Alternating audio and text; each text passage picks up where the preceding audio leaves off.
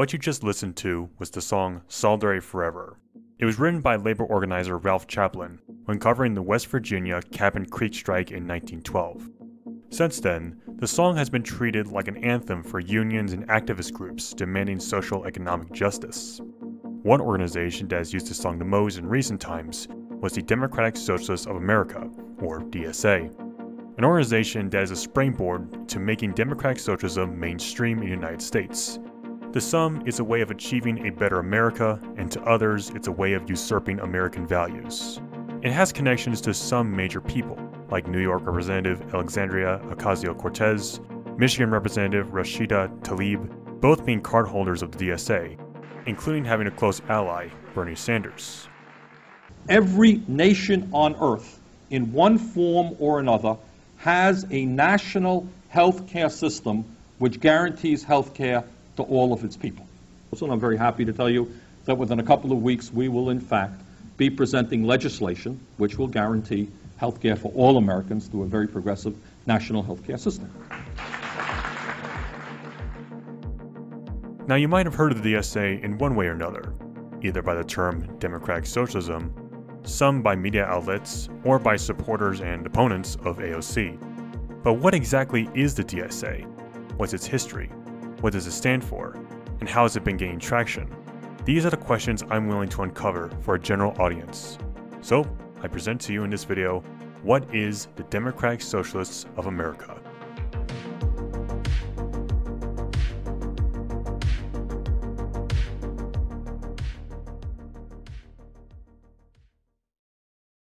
The origins of the DSA was through the combining of two groups.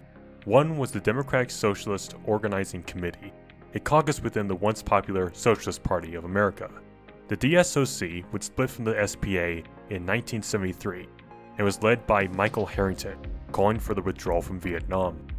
Then there was the New American Movement, formed in 1971, which was made of women's unions and young students advocating for affordable housing, reproductive justice, and utility reform.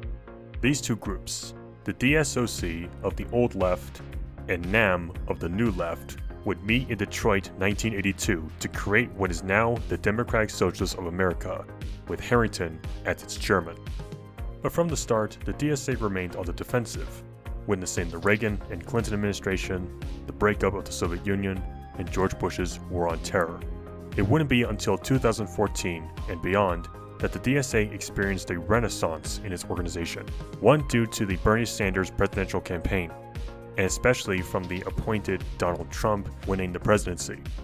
The organization grew like wildfire, having 6,500 members in 2014 to 80,000 by 2020, with only 10 strong chapters in 2012, now at 231. No longer burdened by an old generation, the DSA became an organization made for a generation ages 18 to 35 to craft a socialism for a 21st century America. We win! When we fight, we win! Let's start with what the DSA finds problems with the United States. Most recent can be the rise in unemployment, from 3.7% in 2019 to 6.3% in October 2020. But also broader issues like the ongoing environmental issues. Social injustices are another one relating to policing and immigration. Others are more economical, like housing. The US now having a shortage of 7 million rental homes, with 500,000 people experiencing homelessness, and 75% low-income families spending more than half of their income on rent. And of course, there is education and healthcare. The average college student owing $28,950 since 2019. And 66.5% of bankruptcies are still going to medical issues. All of these economical insecurities are backed by the claim that wages and jobs are not keeping up with demands, creating less opportunities for education, insecurity, and lack. With 64.2% of families relying on two incomes just to get by. What I'm saying is the planet's on f***ing fire. Who do they blame for all these issues?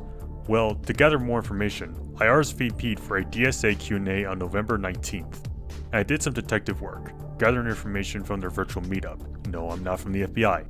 And I gathered some rather critical information which I will make use of during this video. For instance, these are the recordings that I covered from what do they see as the issue behind all these problems. So what's our theory of change? Our theory is that the way workers make change is by building a movement of the majority, which is able to act as a class. Very simply, we believe the capitalist class is the problem. These are the people who own the means of production. They control our working conditions and our living conditions. The only way we can beat them and take back our power to organize is to organize and empower the working class. This includes people who are working, people who've lost their job, and those who can't work anymore. We are the ones that produce everything of value, and nothing happens without us. The way workers make change is by building a movement of this majority to fight for transformative reforms. The way we beat the capitalist class is by stopping business as usual, and we can only do that if we move mass numbers of people around demands that win material changes, organized across workspaces, neighborhoods, and faith communities. And so we can hear that their claims is that the capitalist system is inadequate to solve these issues. Thus, under the DSA platform, the problem with capitalism is that it creates unaffordable healthcare costs, housing insecurity, environmental degradation, and divides the populace on prejudices. So now we know what their arguments are, but what exactly is the DSA? Once again, let's listen to the recording. So, what is DSA?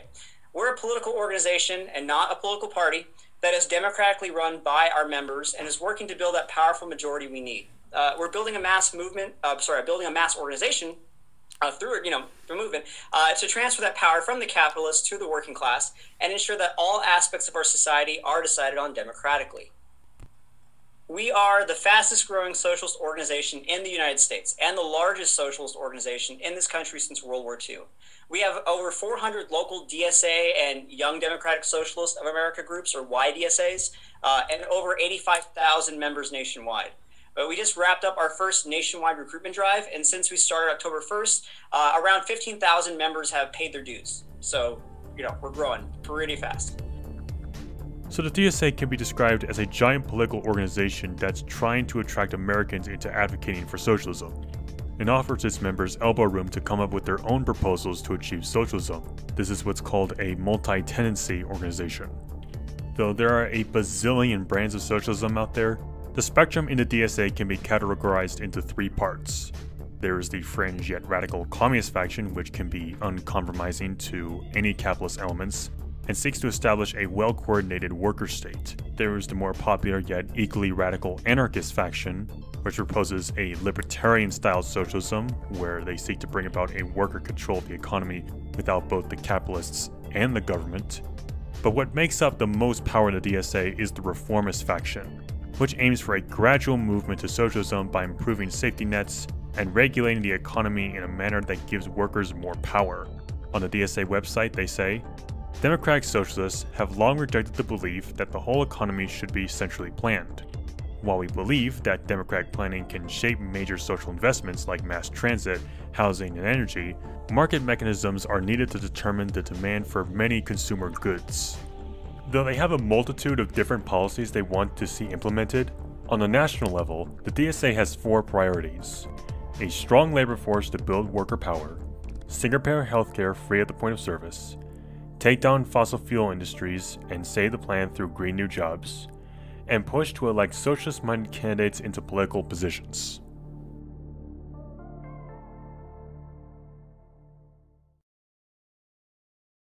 Having covered their theory and objectives, how is the DSA structured?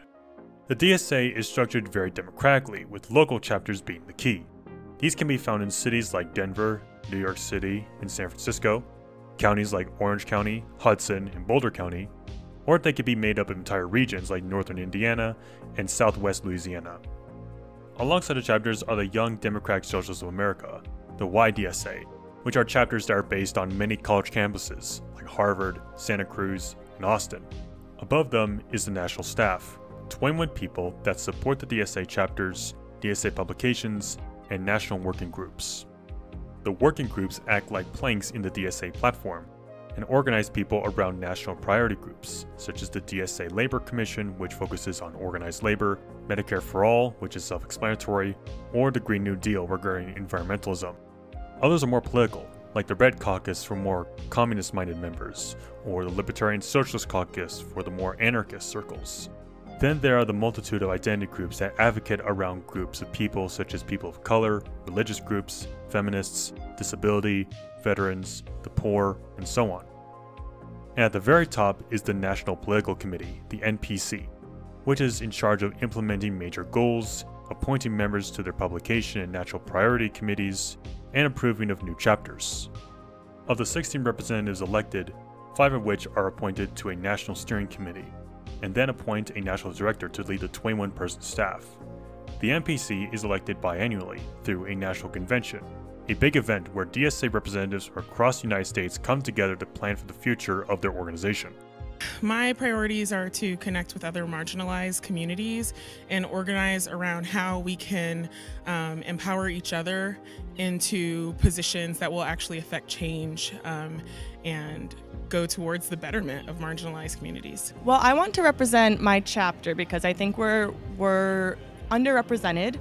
We're a medium-sized chapter, and a lot of the voices are understandably from the groups that are dominant, so the very largest chapters. Big part of it, if I were to reduce it all to one underlying goal, is to advance the cause and the movement for democratic socialism in the U.S. A couple of the things we're particularly interested in the San Francisco delegation is supporting some of the chapters that don't necessarily have the size or the resources that we've been able to attain in a city that has a very progressive history. And so I just hope that the DSA continues to stay principled with integrity, continues to center the most marginalized people, and understands how important this election coming up is for. Speaking, as Mick mentioned, how housing.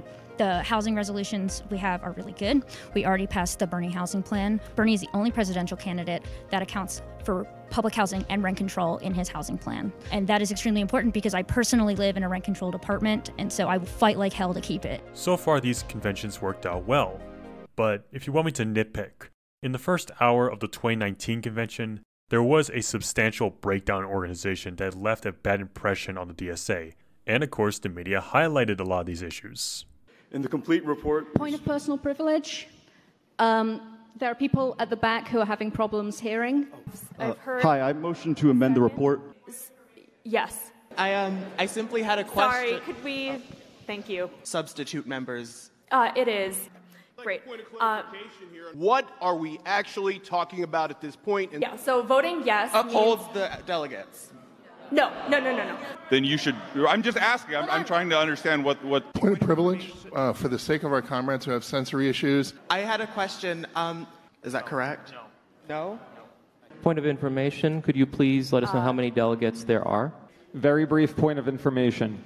There was a previous point of privilege about waving around signs. We have not approved any rules. They say that it is very hard to see the screens. Point of personal privilege, please. I myself watched some of the counters not count some of the votes. If you look at it, most of the time that has been wasted in this body was not wasted on debate.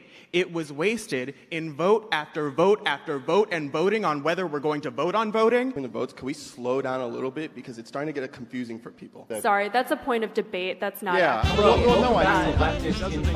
biggest, but definitely not the only show.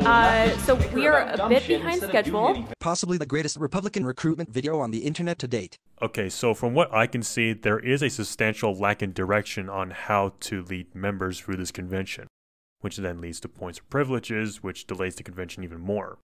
But hopefully, this will come off as a learning lesson for the DSA to have a more coherent convention in the future. So what can we conclude from the DSA? One is that the organization is based off of 3 kinds of justice: social, economic, and environmental. But there are major hurdles when it comes to their goals. One is cost. The services we rely upon require financial backing in one form or another. This is a dilemma with socialism. It does distribute wealth, but it doesn't guarantee economic growth, it just moves money around. This can result in a transfer in the centralization of power from corporations to government, or both, given major corporations would best survive such demands. Another is that the term socialism is becoming more and more a subjective term. After all, most if not all countries are mixed economies, and many of our services that we rely upon today, like social security, public education, and an 8-hour day, were called socialists. So when using a term like socialism, given its stigma, is it really that appropriate when trying to unite people under pressing matters? And finally, is whether the DSA will maintain a positive growth in membership. Many of the people who joined DSA substantially was during and after the 2016 election, due to a president who opposed them. no longer having an opponent in the White House, will DSA stagnate? With that said, the DSA is slowly gaining influence in the United States, able to unite people under a variety of socialist/progressive ideas, which, by how long it's lasted without infighting, is quite significant.